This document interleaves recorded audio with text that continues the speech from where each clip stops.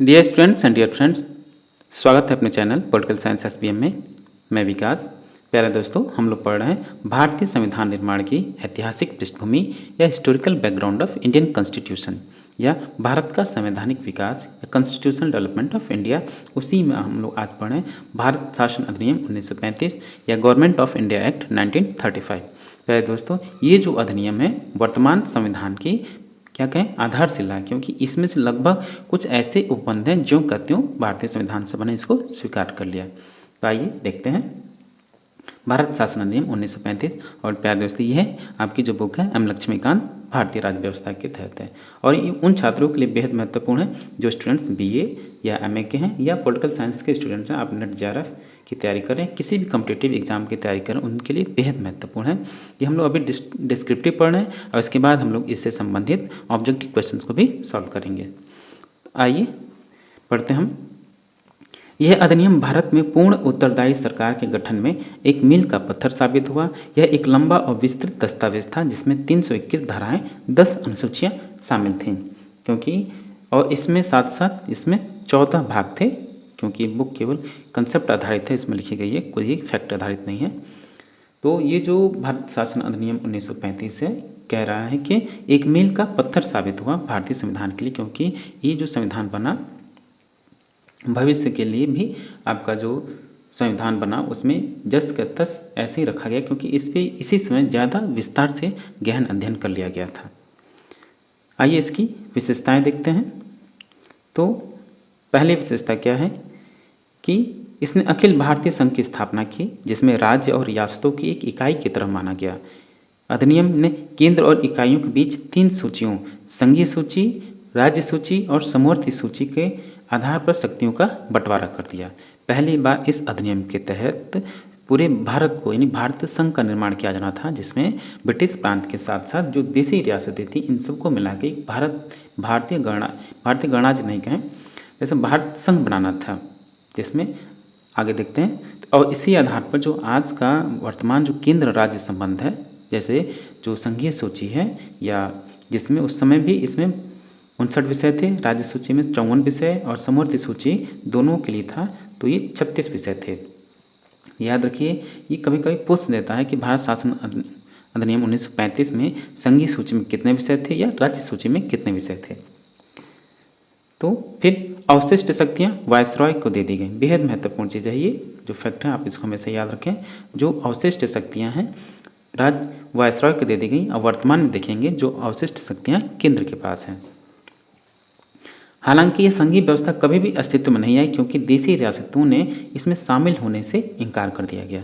भारत शासन अधिनियम 1935 में एक अखिल भारतीय संघ की स्थापना का विचार प्रस्तुत किया गया, जिसमें ब्रिटिश प्रांत और देसी रियासतों की मिलाकर ये संघ बनने वाला था, लेकिन ये कभी वास्तविक रूप या वास्तविक धरातल पर ये नहीं आ सका, क्योंकि देसी रियासतों ने इसमें इस संघ में शामिल होना मना कर दिया, इसमें से स्वयं को अलग कर लिया। दूसरी विशेषता क्या है, इसने प्रांतों में द्वैध शासन व्यवस्था समाप्त कर दिया। इसने प्रांतों में द्वैध व्यवस्था समाप्त कर दी तथा प्रांतीय स्वायत्तता का शुभारंभ किया। और याद है, जो प्रांतों में द्वैध शासन था जो आपका 1919 के अधिनियम के तहत शामिल किया गया था, इसको इसने समाप्त कर दिया और प्रांतीय स्वायत्तता का शुभारंभ किया गया। यानी अब प्रांतों को ज़्यादा शक्तियाँ दी गई और वो अपने मामले में जो विषय प्रदान किए गए थे वो अपने तहत उस पर अब स्वतंत्र रूप से कार्य कर सकते थे। तो द्वैध शासन समाप्त करने के साथ साथ राज्यों को अपने दायरे में रहकर स्वायत्त तरीके से 3 पृथक क्षेत्रों में शासन करने का अधिकार दिया गया। इसके अतिरिक्त अधिनियम ने राज्यों में उत्तरदायी सरकार की स्थापना की। यानी राज्यों में अब क्या था, उत्तरदायी सरकार की स्थापना की गई, यानी गवर्नर को राज्य विधान परिषदों के लिए उत्तरदायी मंत्रियों की सलाह पर काम करना आवश्यक था। यानी जो अब गवर्नर था, जो प्रांत की जो मंत्रिपरिषद होगी या मंत्रियों की सलाह पे ही गवर्नर काम करेगा। यह व्यवस्था 1937 में शुरू की गई और 1939 में इसे समाप्त कर दिया गया। यानी यह व्यवस्था कब शुरू की गई, 1937 में, और 1939 में समाप्त कर दिया गया। अब देखते हैं तीसरी विशेषता, इसने केंद्र में द्वैध शासन प्रणाली का शुभारंभ किया। परिणाम स्वरूप संघीय विषयों को स्थानांतरित और आरक्षित विषयों में विभक्त करना पड़ा। हालांकि यह प्रावधान कभी लागू नहीं हो सका। यानी देखिए, पहले तो जो उन भारत सरकार अधिनियम 1919 के तहत जो प्रांतों में द्वैध शासन था उसको समाप्त करके अब केंद्र में द्वैध शासन प्रणाली का शुभारंभ किया गया, जिसमें संघीय विषयों को जैसे स्थानांतरित और आरक्षित विषय, यानी गवर्नर जनरल ने, वायसरॉय ने कुछ विषयों को स्थानांतरित कर दिया और कुछ को अपने पास रखा, उसी को आरक्षित विषय कहा गया, लेकिन कभी प्रावधान लागू नहीं हो सका। चौथी विशेषता देखिए, इस अधिनियम ने यानी भारत शासन अधिनियम 1935 ने इसने 11 राज्यों में 6 में द्विसदनीय व्यवस्था प्रारंभ की। जैसे 11 राज्य थे ब्रिटिश प्रांत में, ब्रिटिश सरकार के पास कुल 11 प्रांत थे, जिसमें 6 में द्विसदनीय व्यवस्था प्रारंभ की गई। आपसे ये कई बार पूछा जा चुका है विभिन्न एग्जाम में कि भारत शासन अधिनियम के तहत किन राज्यों में, कितने राज्यों में द्विसदनात्मक व्यवस्था थी, तो 6 राज्यों में द्विसदनात्मक व्यवस्था थी। इस प्रकार बंगाल, बम्बई, मद्रास, बिहार, संयुक्त प्रांत और असम में द्विसदनीय व्यवस्था की गई थी, एक विधान परिषद और विधानसभा। हालांकि इन पर कई प्रकार के प्रतिबंध भी थे। नेक्स्ट है पांचवी विशेषता इसकी, इसने दलित जातियों, महिलाओं, मजदूर वर्ग के लिए अलग से निर्वाचन व्यवस्था की और सांप्रदायिक प्रतिनिधित्व व्यवस्था का विस्तार किया। यानी जो भारत परिषद अधिनियम 1909 के माध्यम से पार्लियामेंटो जो थे वहाँ से सांप्रदायिकता का जो बीजारोपण किया गया, मुस्लिमों के लिए पृथक निर्वाचन दिया गया, फिर 1919 में इसका विस्तार हुआ और फिर 1935 में इसका विस्तार भी किया गया, लेकिन साथ ही दलित जातियों को और महिलाओं को मजदूर वर्ग से अलग से निर्वाचन की व्यवस्था का भी व्यवस्था किया गया। साथ ही अब देखिए इसका छठी विशेषता क्या है, इसने भारत शासन अधिनियम 1858 द्वारा स्थापित भारत परिषद को समाप्त कर दिया गया।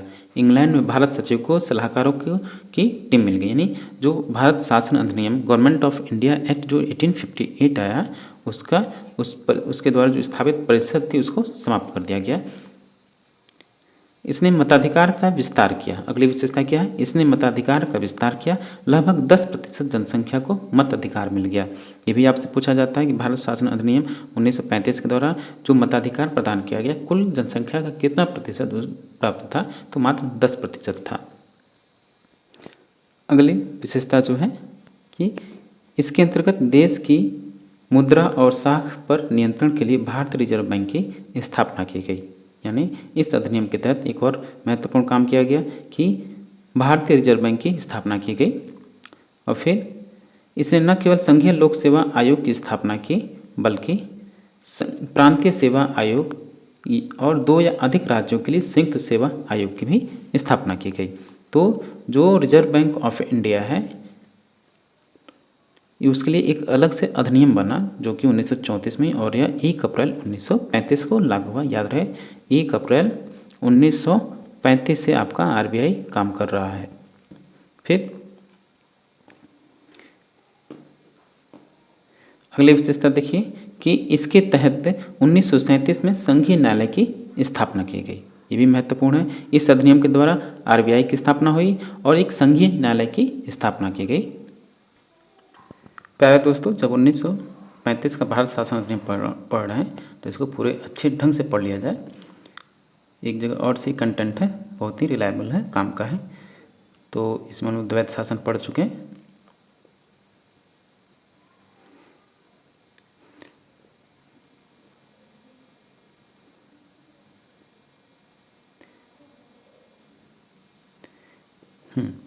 धारा 104 के अनुसार एक तो इस अधिनियम में व्यवस्था की गई थी कि अवशिष्ट शक्तियां गवर्नर जनरल के पास रहेंगी, प्रांतों को प्रांत वाली शक्तियां दे दी गई और केंद्र के पास केंद्र वाली। और इसमें समवर्ती सूची, जैसे वर्तमान में आप देखते ही हैं कि केंद्र सूची है, राज्य सूची है, समवर्ती सूची है। उसके अतिरिक्त जो अवशिष्ट शक्तियाँ गवर्नर जनरल के पास हैं। फिर से इस अधिनियम के द्वारा संघीय न्यायालय का प्रावधान भारत शासन अधिनियम 1935 की धारा 200 के अंतर्गत किया गया था और यह 1 अक्टूबर 1937 को अस्तित्व में आया। कब आया? भारतीय संघीय न्यायालय की स्थापना का जो प्रावधान था भारत शासन अधिनियम 1935 में था, लेकिन ये अस्तित्व में कब आया? 1 अक्टूबर 1937 को आया। 6 दिसंबर 1937 से कार्य करते हुए 27 जनवरी 1950 तक, यानी 12 वर्ष तक अस्तित्व में रहा। 28 जनवरी 1950 से भारत के उच्चतम न्यायालय के रूप में कार्य प्रारंभ कर दिया। बेहद महत्वपूर्ण है ये। संघीय न्यायालय भारत के न्यायिक पद सोपान में दूसरे नंबर का उच्चतम न्यायालय था, क्योंकि इसके ऊपर प्रिवी काउंसिल की अपीली अधिकारिता थी। किंतु सितंबर 1949 में संविधान सभा ने प्रिवी काउंसिल की भारत में अधिकारिता को पूरी तरह समाप्त कर दिया। अगली विशेषता देखिए, संघीय न्यायालय के पहले मुख्य न्यायाधीश सर मॉरिस ग्वेयर थे, जबकि स्वतंत्र भारत में फेडरल कोर्ट के पहले न्यायाधीश हीरालाल जी कानिया यानी एच.जे. कानिया थे। आपको याद रखना, प्रथम जो न्यायाधीश थे वो थे सुप्रीम कोर्ट में मुख्य न्यायाधीश जो थे एच.जे. कानिया ने हीरालाल कानिया, और भारत शासन अधिनियम 1935 के द्वारा जिस न्यायालय की संघीय न्यायालय की स्थापना हुई उसके जो न्यायाधीश थे मॉरिस ग्वेयर थे। फेडरल कोर्ट का स्थान दिल्ली में संसद भवन के चैम्बर ऑफ प्रिंसेस में था। आइए और देखते हैं इसकी क्या विशेषता, महत्वपूर्ण विशेषता कि भारत शासन अधिनियम 1935 के धारा 46(2) के अंतर्गत बर्मा को भारत से अलग कर दिया गया। इससे पूर्व भारत का एक प्रांत था। इस अधिनियम के प्रावधानों के अंतर्गत 1937 में भारत से अलग कर दिया गया था। यानी बेहद महत्वपूर्ण है कि ये आपसे बार बार पूछा जाता है किस अधिनियम के द्वारा भारत से बर्मा को अलग किया गया। तो धारा 46 की उपधारा 2 के अंतर्गत भारत से बर्मा को अलग कर दिया गया, और कब से 1937 से अलग कर दिया गया। अगली विशेषता है 1935 के भारत शासन अधिनियम के प्रावधानों के आधार पर 1937 में जिन 11 प्रांतों में प्रांतीय विधानमंडलों के लिए निर्वाचन हुए उनमें से 5 प्रांतों में कांग्रेस को स्पष्ट बहुमत प्राप्त हुआ। कौन कौन से थे? एक था बिहार, मध्य प्रांत, बरार, मद्रास, उड़ीसा, सिंध प्रांत यानी यूपी, जबकि असम, बम्बई और उत्तर पश्चिमी सीमांत प्रांत में कांग्रेस सबसे बड़े दल के रूप में थी। बंगाल, पंजाब और सिंध में कांग्रेस की स्थिति बहुत बुरी थी। 6 प्रांतों में विधायिका द्विसदनी थी। उनके सारे सदस्यों की संख्या 299 थी। इनमें से कांग्रेस की 64 सदस्य यानी अर्थात मात्र 28% ही सफल हुए थे। 7 जुलाई 1946 को अंतरिम मंत्रिमंडलों से कांग्रेस ने 7 प्रांतों बम्बई, बिहार, मध्य प्रांत, बरार, मद्रास, उड़ीसा, सिंध प्रांत और उत्तर पश्चिमी सीमांत प्रांत में शासन कार्य संभाला और अपने मंत्रिमंडल गठित किए। सितंबर 1938 में असम में भी ऐसे गुट ने संभाल लिया जिसका नेतृत्व कांग्रेस के हाथ में था। इस प्रकार कुल 8 प्रांतों में मंत्रिमंडल थे कांग्रेस के। यद्यपि यह निर्वाचन 1937 जब ये निर्वाचन हुआ 1937 में हुआ। महात्मा गांधी के 17 सितंबर 1934 को कांग्रेस से अवकाश ग्रहण करने के पश्चात हुए, यानी 34 में उन्होंने कांग्रेस से अवकाश ग्रहण कर लिया, त्यागपत्र दे दिया था। इस निर्वाचन के समय गांधी जी ने अपने विलेज इंडस्ट्री एसोसिएशन में काम में व्यस्त थे, किंतु नेहरू का मानना था कि यह बापू का जादू है कि जिसकी वजह से हमें वोट मिले। फिर ज्ञात रहे भारत शासन अधिनियम 1919 में उद्देशिका का प्रावधान था, यानी प्रस्तावना का प्रावधान था, किंतु भारत शासन अधिनियम 1935 में उद्देशिका यानी प्रस्तावना का कोई उल्लेख नहीं था। ये भी आपको याद रखना है। और अगली विशेषता देखिए कि इस अधिनियम द्वारा 1858 में स्थापित भारत परिषद को समाप्त कर दिया गया। पढ़ चुके हैं। इस अधिनियम द्वारा गवर्नर जनरल को वित्तीय सलाहकार, महाधिवक्ता, लोक सेवा आयोग के सदस्यों, रेलवे बोर्ड से अध्यक्ष एवं सदस्यों, reserve bank of India governor और डिप्टी गवर्नर आदि की नियुक्ति और पदच्युति का अधिकार दिया गया। ज्ञात रहे रिजर्व बैंक ऑफ इंडिया की स्थापना बैंक ऑफ इंडिया अधिनियम 1934 हुई और यह 1 अप्रैल 1935 से अस्तित्व में है। ये भी याद रखना है कि इस केंद्रीय बैंक की तो स्थापना का प्रावधान था, लेकिन जिस प्रावधान के तहत किया गया वो इसलिए अलग से एक अधिनियम बना। फिर अगला है कि अधिनियम की धारा 288 के अंतर्गत अदन को ब्रिटिश भारत से अलग कर दिया गया और इंग्लैंड के उपनिवेश कार्यालय के अधीन कर दिया गया। अधिनियम की धारा 289 के तहत सिंध और उड़ीसा नए प्रांत बनाए गए। इस अधिनियम के द्वारा 2 नए प्रांत भी बनाए गए जो सिंध और उड़ीसा थे। अब देखिए अगली विशेषता क्या है। इस अधिनियम द्वारा मताधिकार का विस्तार किया गया, ये पहले ही पढ़ चुके हैं आप। पंडित जवाहरलाल नेहरू ने 1935 के अधिनियम को दास्ता का नया अधिकार पत्र तथा अनेक ब्रेकों वाले परंतु इंजन रहित मशीन की संज्ञा दी। बेहद महत्वपूर्ण इनका आलोचना है। 1935 के अधिनियम की आप हमेशा इसे अच्छे से याद कर लीजिए कि बेहद महत्वपूर्ण कोट है पंडित जवाहरलाल नेहरू का। 1935 के अधिनियम के उपबंधों के तहत 11 प्रांतीय विधानमंडलों के निर्वाचन 1936 से 37 के बाद जनवरी 1946 में हुए। इन निर्वाचित प्रतिनिधियों ने ही जुलाई अगस्त 1946 में संविधान सभा के सदस्यों का निर्वाचन किया था। तो डियर स्टूडेंट, ये था आपका भारत शासन अधिनियम 1935 जिसको हमने रिवाइज किया, पढ़ा। तो आप इसको अच्छे से पढ़िए, रिवाइज कीजिए। 2 जगह से कंटेंट हमने आपको अवेलेबल कराया, आप इसको अच्छे से पढ़ेंगे तो पूरा चीज़ समझ में आएगा। और मुझे लगता है कि इससे बाहर आपको कुछ छूटा होगा, आप इसको अच्छे से पढ़ लीजिए। और हाँ, प्लीज़ आप चैनल को सब्सक्राइब कीजिए